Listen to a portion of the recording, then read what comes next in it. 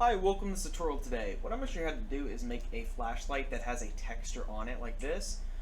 You commonly see this on flashlights or even lamps or whatnot. So with that said, let's go ahead and get into how to make this real quick. So I'm using the third person character here, standard third person, and I have attached a spotlight to my follow camera. Okay, so I just went to follow camera, just clicked add and went to spotlight.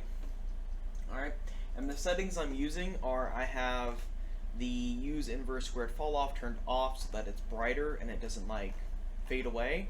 I've set the intensity to 25 and the light color and everything else is set to default. If you want to make the light shorter or smaller, you can adjust the outer cone angle. I'm just going to leave it at like 26. Okay, and then what you're going to need to give it a texture is you're going to need what's called an IES texture.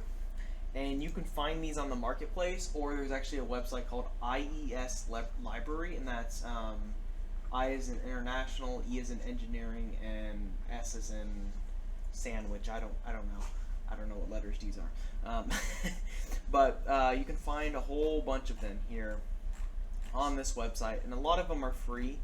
So just you can go through and test and figure out which ones you like. There's also some on the marketplace, but I've gone ahead and downloaded one. It's called Defined, and so when you open it up, it'll look like this.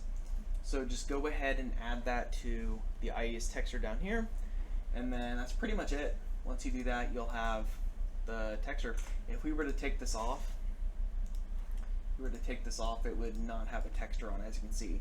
So this is something that can add a little bit of extra polish to your game that players will notice and they'll enjoy. Thanks for watching. Have a good one.